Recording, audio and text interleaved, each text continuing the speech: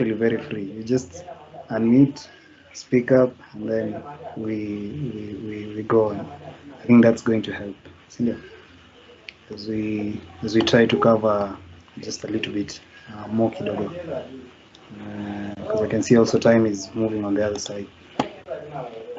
Yeah, so I'll share this document with everyone so that you can go through it, understand it, and try write some code of your own. Before I stopped, I was trying to explain that all sensors can either be analog or digital. So if you have an analog sensor, you're supposed to use analog write or analog read. When you're reading from the sensor, you use analog read. When you're writing to the sensor, you use analog write. So the same, the opposite is true. When you're using a digital sensor, use digital write, digital read. An example is, for example, if you're taking temperature is an analog because it works on a range. For something like digital, is either presence or absence. So a water sensor would use a digital pin because there's either water or not. But if you're trying to tell sound, then sound can have different levels of, call it decibels or something. Yeah. So another keyword is serial.begin. So serial.begin and serial print. So serial print allows you to print on the serial monitor. Serial monitor is this part.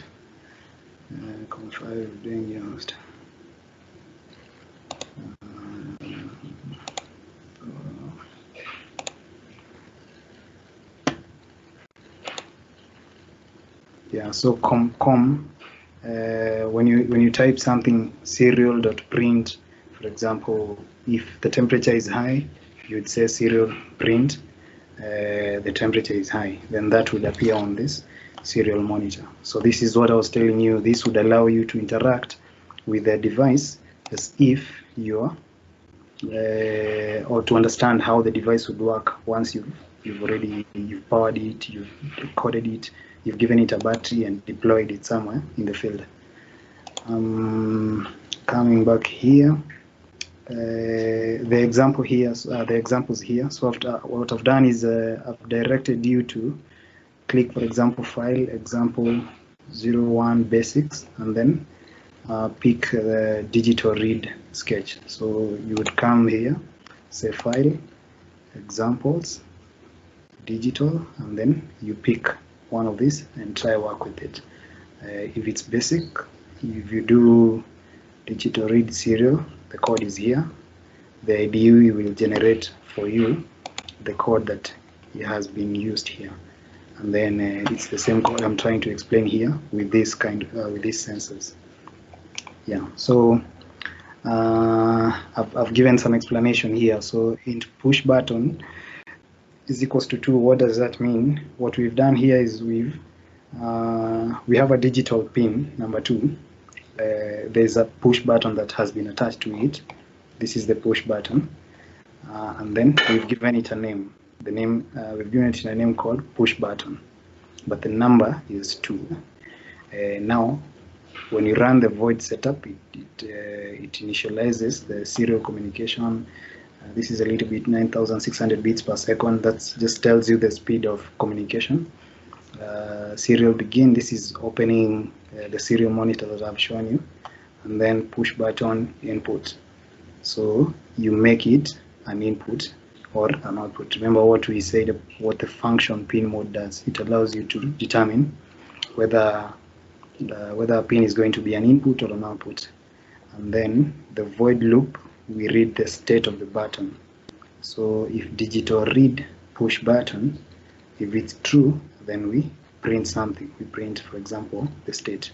So it's going to print either on or off, 0 or 1. So in digital, in computers, a 1 represents yes, or a 0 represents false, true, false.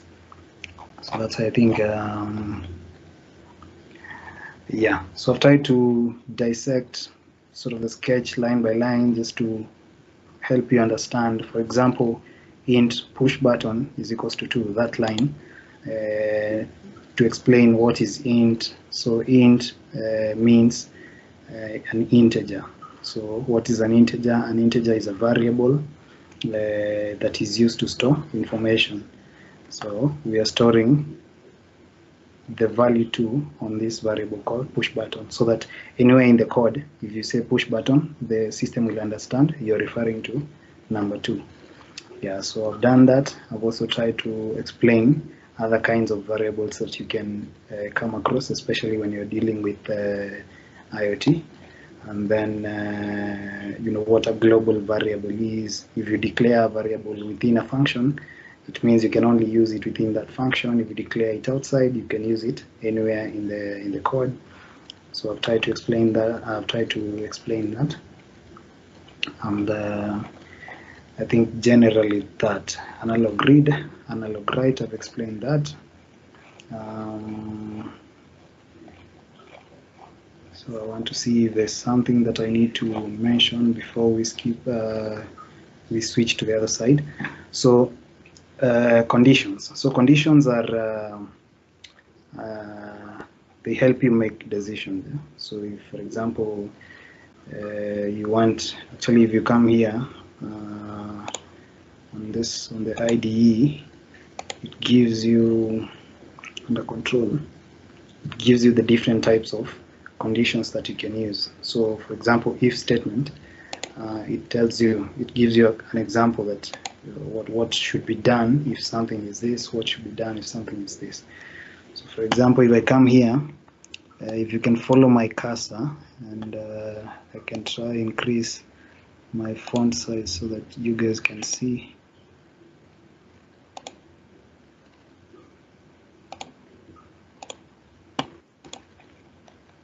So if you follow my cursor here, we're saying if the analog value is high enough, turn on the LED. So the if condition is if analog value is greater than the set threshold, then digital write LED pin high. So this would turn on the LED high if, for example, the value 600 is more than 500. Else, otherwise, just let the pin stay low. And then at the end, print the current state of the analog value. So that is an example of the controls, the kind of controls that you can have. You can have more than just if. You can give it different values. The other types of controls, if else, so that you don't have just two conditions. You can have like 3, 4. You know, if it's between this number and this number, do this. If it's between this number and this number, do something else. Yeah, so those ones, the operators. I won't really go into. Yeah, this is a good example.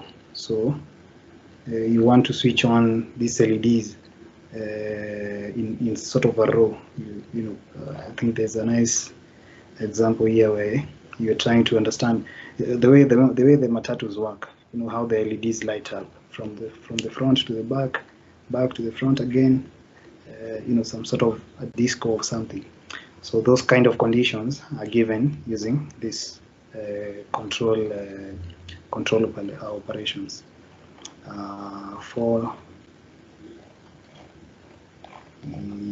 So I'm literally skimming through this sort of tutorial, just picking out the bigger parts that might be hard for you to understand, and then I will let you go through the rest. Yeah, so I will pass this to Kasam and team to share with you, and then if you're still not able to run a code, you please feel free to reach out to the it's nice that an email was sent, which means now you have an email that you can contact in any case you have a problem. Yeah, so I'm going to close this and allow for any questions if there are any while we while I launch my Fritzing software here. So Kasam, you can maybe help me do if there are any Q&As that needs to be taken care of. Okay, let's see. So if anyone has a question, any query, so you can just, I think you have an option for raising up a hand, and then you can unmute yourself and ask the question. So as we wait for Steve to open Fritzing.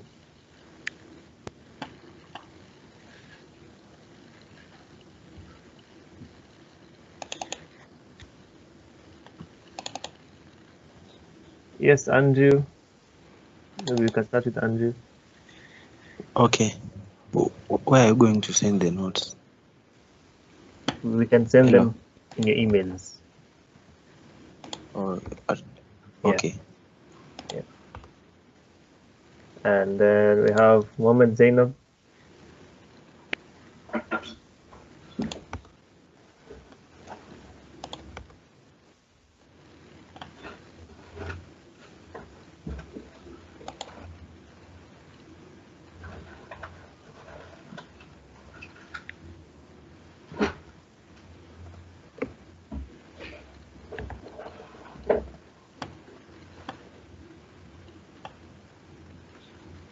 Anyone with any question? Any other question regarding IDE, Arduino, anything that Steve spoke about?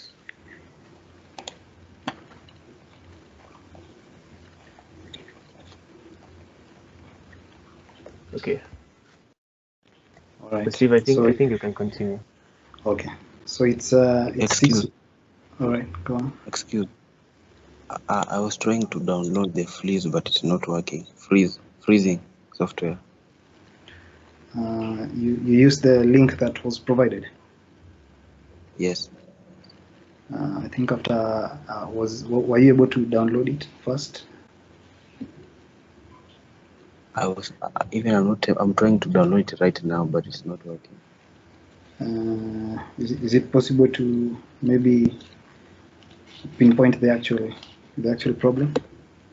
Like what is it saying? Because ideally after downloading it. Yes. Let me share the screen. Okay.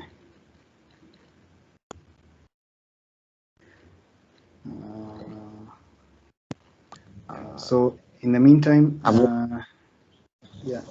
So in the meantime, guys, switch on your Fritzing. We are going to be using that now, and then we're also going to move very fast because of the time that we have. Andrew? Yes. I'm not even able to share the screen. Hello. It's not allowing. Okay, let's see. Let's see if Kasam, you can maybe chat Andrew, see what the problem is. Yeah, just try again. Okay, so Kelvin, your hand is up. Who? Kelvin, just ask the question. The recorded video. Say that again. You got me right? No. Oh, I was inquiring that I'm seeing it's being recorded. Yeah. Where are we going to get the recorded version? Oh, okay. I think Kasam will help to answer that. Yeah, we'll send all the resources via the email. Or to our emails, eh? Yes. Okay, thank you. Thank you very much. All right. So I hope we all have our Fritzing open. So ideally, IoT is a very nice concept. It's one of emerging technologies. If you can grasp IoT, your future is kind of very secure. So the only challenge that comes with starting off is getting available sensors and actuators to work with. These sensors are expensive, and that's why I saw it very important that we learn how to use these virtualization softwares so that you can start off working with them as you figure out how you can maybe get some sensors, or for example, in the cases of the various universities that we are that we have sort of onboarded already, how we're going to get sensors to you. So this is Fritzing. Maybe some of you know how it works, some don't. So what I've done is I've prepared something also for the case of those who will not get it very fast. But I want to see if we can create an IoT weather station with it very quickly as we learn how to use it. So what I'm going to do is introduce the parts of the software. So once you download it, this is how it opens up for the first time. This is just a welcome page that you can actually close here if you want. You can move to the second part, which is the breadboard page. So if you follow my mouse, you should see what I'm doing. So the second tab is the breadboard. The breadboard allows you to do connections between sensors and a controller. And then tab number three is a schematic. So schematic is a type of design, an electrical design that sort of shows the connection, but now in a more detailed manner. In our case, this is not very important. Also, the PCB also designs for you. This software designs for you. So it designs depending with what you put on the breadboard. I hope that's clear. So it also has, the normal top panel, a file to allow you to save editing functions, different parts of the system, and the various options that you can use. If you want to rotate, if you want to raise, align, lock a certain part, view part, a window, a routing, and then this routing just allows you to show unrouted parts that have not been clicked. But I think this will make more sense once we start working on this. On the left side, so you can just follow this. On the right part of the software, we have the core parts. So for the core parts, this is where the sensors are. If you hover, so hover is just having your mouse pointer over a certain sensor. On the lower part, it gives you a detailed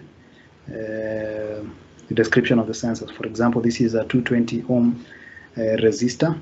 It gives you the family, the tolerance, plus or minus 5%, bands, and its resistance. So this is a 220 ohm resistor. It allows you to just see more information about it. So you can do this for all the sensors that are here. This is a potentiometer, another potentiometer, but this one is a rotary. This is a trimmer. You have a slider. You have a capacitor here. You have another capacitor, another transistor, a diode.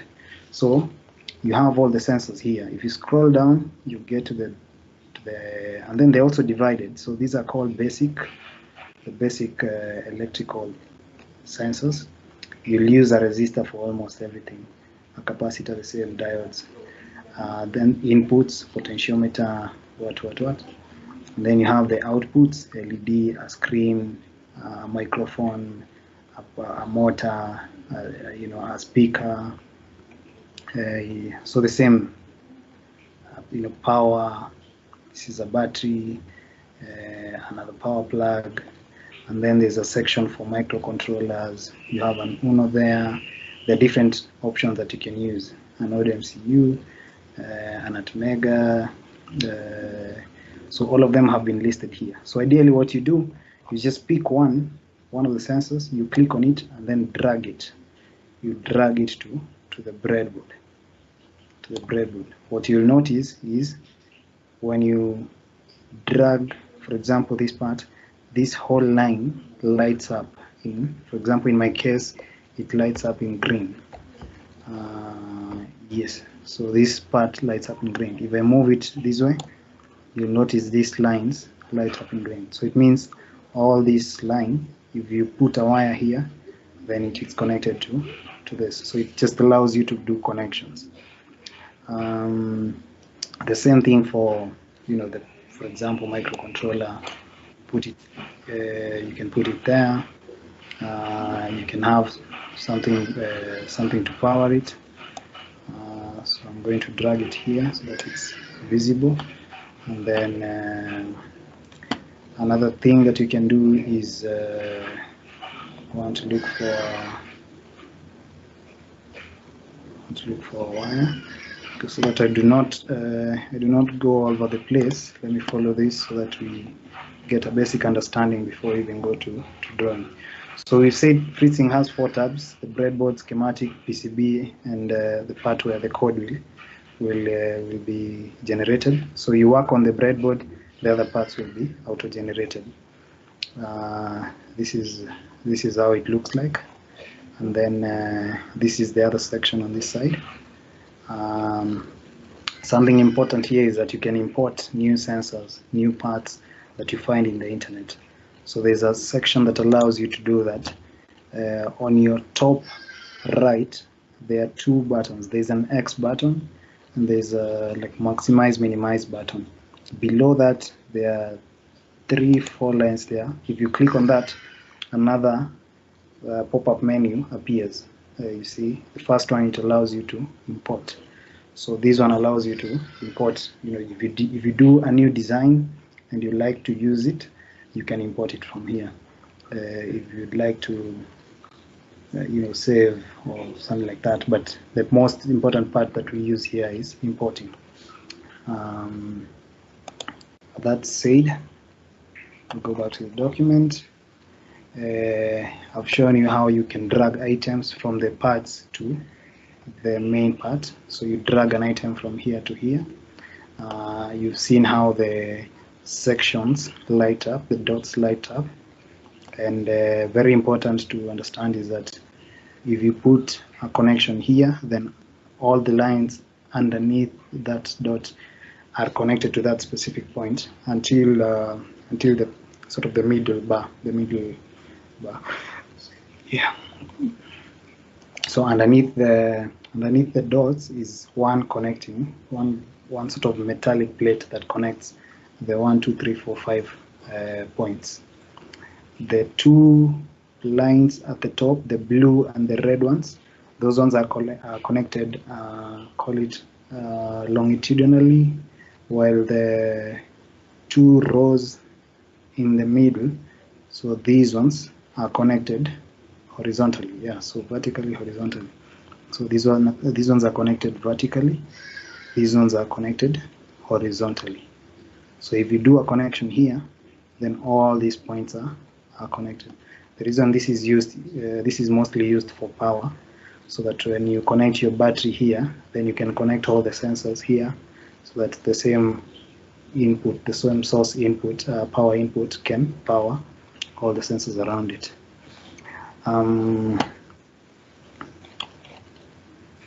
So let me see.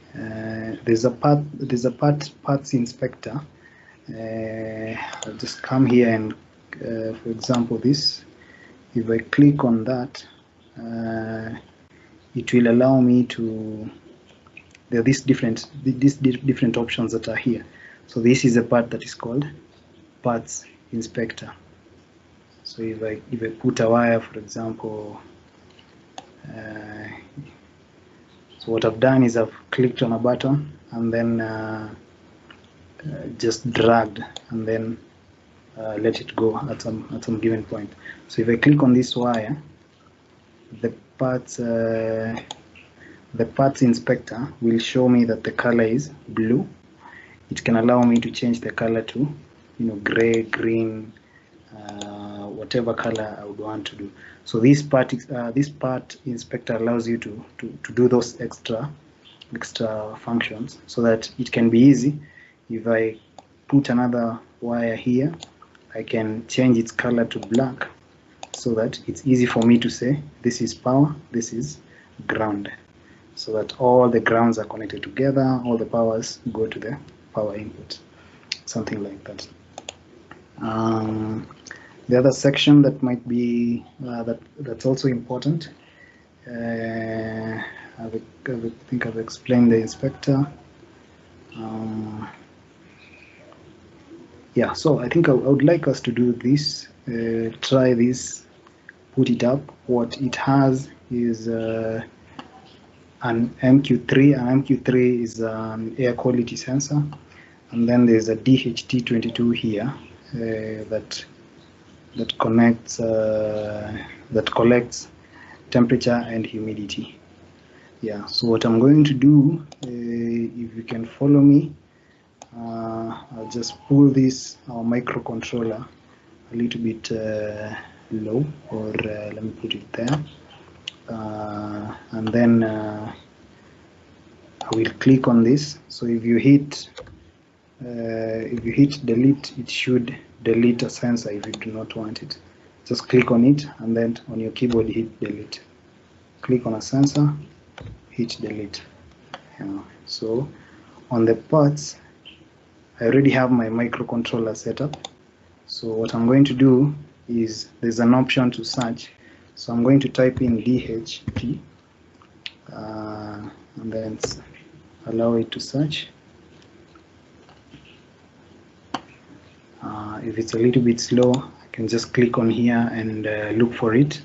There it is. So if I click on it, you can see it's written humidity and temperature sensor.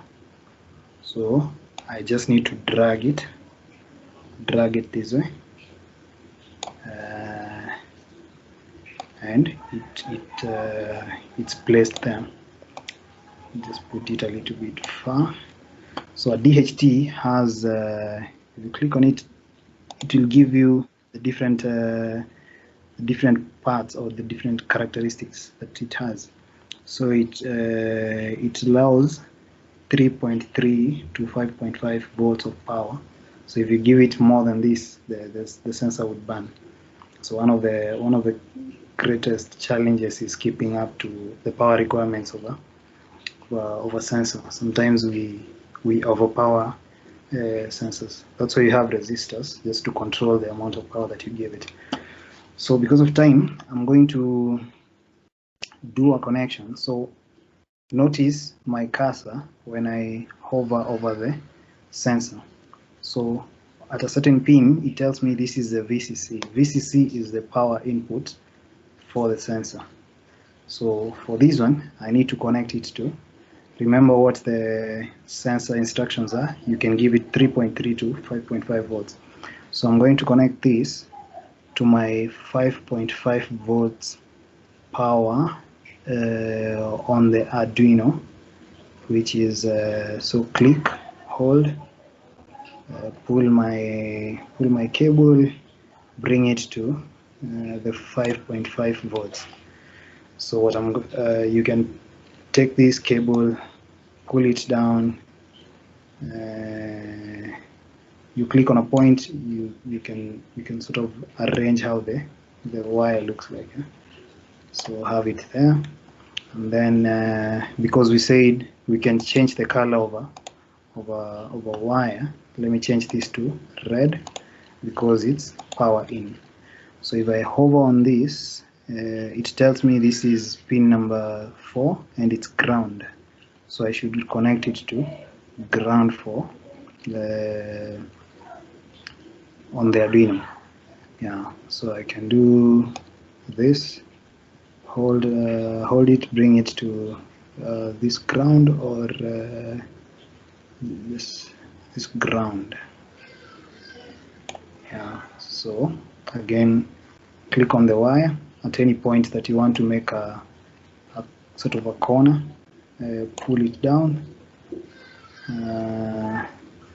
click on it again, just pull it there. And then I'm going to change the color so that it's easy for us to identify that this is power input. This is ground, and then we're going to put the two signal cable, two signal data cables. So you can see the description here. It can either go through a resistor or not, depending with the controller that you're using. So in my case, I'm going to put it directly here. Click on it, put it to digital pin number 3. So DHT, remember when we were starting we said some sensors are digital, some are analog. So in our case, a DHT sensor is a digital sensor. So we are going to use the digital pins of the microcontroller. So I'm going to sort of try format this, make it look a little bit nice, presentable, and then change my color from black to, yellow. And then on our second pin, connect this to the next pin, which is maybe number 4. Change to, let's say, green, so that we don't confuse the wires, and then pull it down somewhere there. Yeah, so there we have it.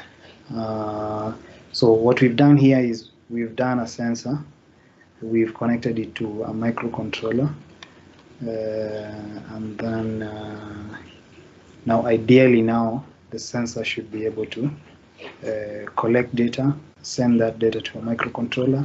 The microcontroller, depending with the kind of code that you will have written, it's going to analyze the code, look at, if the temperatures are high, we need to switch on the fan, or we need to, if it's an automatic home, we need to open up the windows or something like that.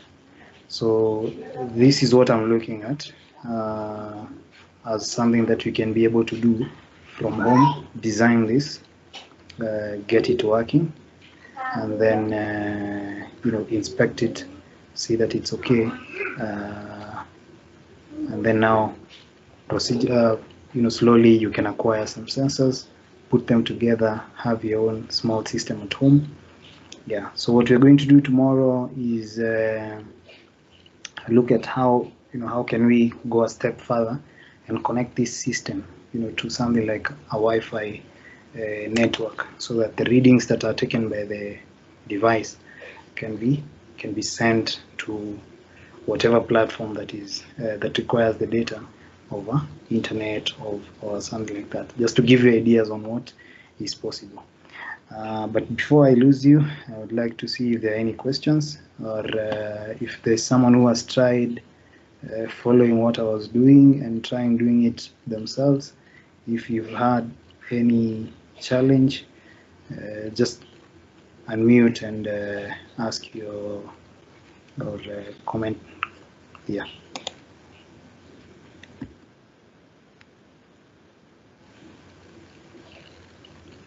Kasam, how does your side look like?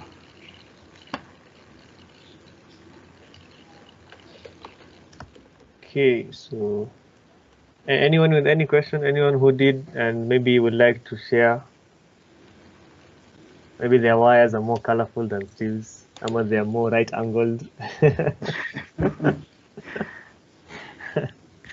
Anyone? I think anyone would like to share? Any questions, any comments?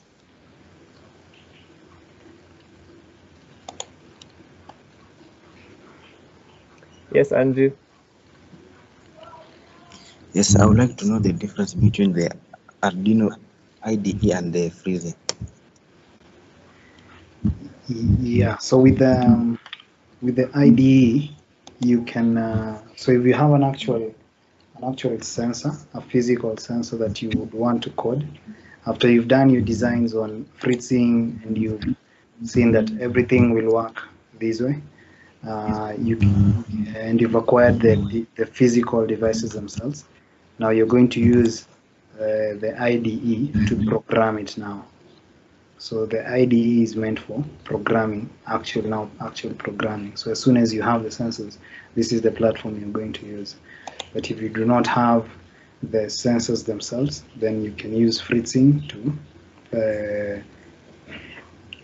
to work around with your virtual sensor, because you can see here I can be able to test out all this with these virtualized sensors. So this is how an actual DHT sensor looks like in the real world. This is how an actual Arduino will look like when you buy it.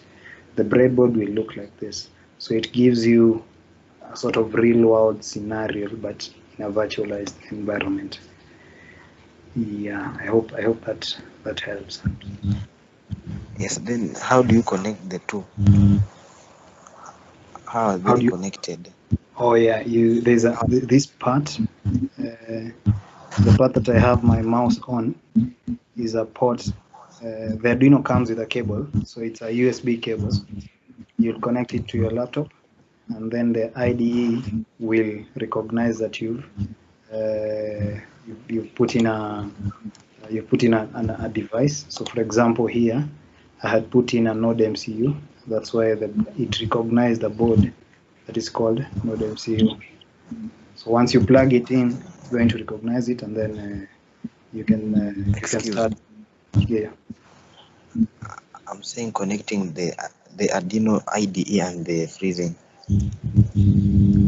Oh, so they are different softwares. They are very different softwares. The only connection they have is this one allows. The only connection they have is you're working on the same sort of area.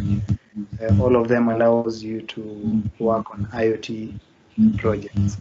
So for this one, it allows you to design and see things before you even do them. Yeah. And then now you switch off. You switch on to the other side and do the actual coding. Fine. Thank you. Yeah. So I would encourage you to play around with Fritzing. So on this document that we're going to, okay, maybe before I go to that, I would like you to notice what has happened here.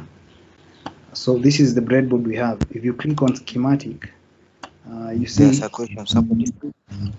All right. Go on. So I came in a bit late, so I was asking, is Fritzing software? And if it is a software, is there one that can be used on Android phones?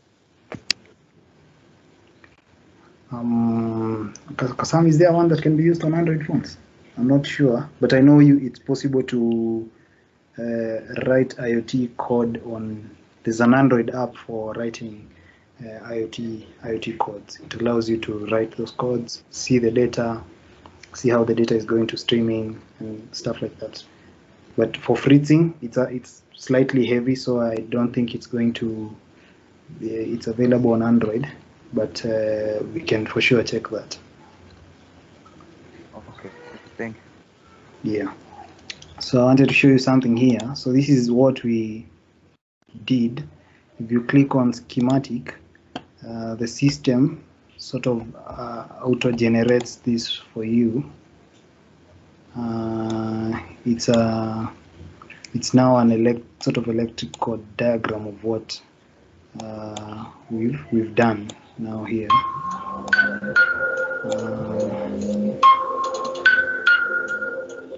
Yeah, so this is the Arduino. This is the connections, bare metal connections, and how we've connected them to this DHT sensor. Yeah, so this one, and then the PCB. This is how it looks like.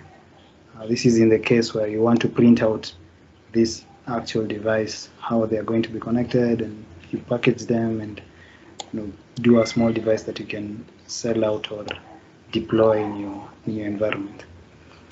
Yeah, so I wanted to challenge you that the document that is here that is going to be shared has done. I had prepared this design, so please try it out. check out if you're getting the same as what I got, and then I think that's going to be good practice. Yeah. So I think just to emphasize that IoT Industry 4.0, that's the future. Don't feel limited that you do not have sensors. Please use these softwares to understand the whole ecosystem, prepare projects, prepare designs, work on them, and then as soon as you get an opportunity to grab something physical to tinker with, it's going to be a very easy journey for you. Yeah, so unless there is another question, Kasam, I don't have any other thing from my side. Tomorrow, Kasam, is there any other question? No, I don't see any other question. Unless Ben, you have another question?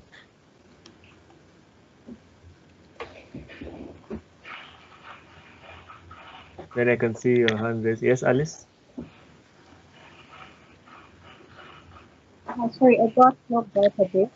I just wanted to request, are you sharing the document, and possibly is it possible to get this link to the video of us who got logged off a bit? Okay, so every resource will be shared via email. Yeah. And if you have any queries, maybe Steve, can you just write my email on your Word? Yes. So I'll just put it down here.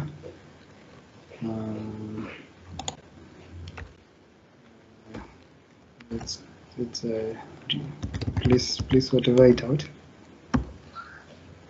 So it's ishaq.kasam, right? Yeah. At Gmail. At Gmail. Yeah. Right. So any queries, anything, if you didn't receive the first email, I can always send you any resource, the links to download the softwares and etc. All right. I think so you can just note the email down. So for any question, any queries, any suggestions, so you can just email me. All right. So yeah. So Kasam, I'll share this with you, and then you just push it to the others. So tomorrow, we are going to push it a notch further. So we'll start with just reviewing, allowing one of you guys to share the screen, show us what you did, solve any queries if there are going to be any, and then push it a little bit further to. We had prepared quite a heavy evening, so we think that we will introduce a little bit of circuit.io so that you guys can see how it works, and then move to Packet Tracer. So Packet Tracer is what you're going to look at tomorrow, the IoT bits of Packet Tracer, so that by the end of these sessions, you're able to work around any virtualization around IoT, and most importantly, to understand how the whole ecosystem works, and also see what kind of opportunities are available for you in this area. So I think I'll see you tomorrow, if that's okay, Kasam. Yes, that's okay. Maybe you can take one question from Ivy. Okay, thank you. My question was, is Fritzing free? Is it what? Yeah. Yes, it is. From the link that I sent, you can just download it for free. Okay. Yeah. I didn't get the link. Okay. So Steve, can you share your Word again? Maybe she can note my email. Yeah. Ivy, please note this email: ishaq.kasam@gmail.com. Okay. Yeah. So it might mean that, so that you also added to the email address list where he's going to send these documents.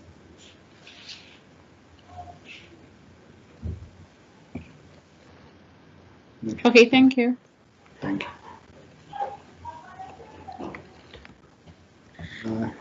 Kasam, I think that's it. We have one more from Gideon. Yeah. I wanted to how does the Fritzing function? How do you know that it's working? Like, have you, or you have got like how you have placed the breadboard, the temperature, that the connection? How do you know that it's now functioning?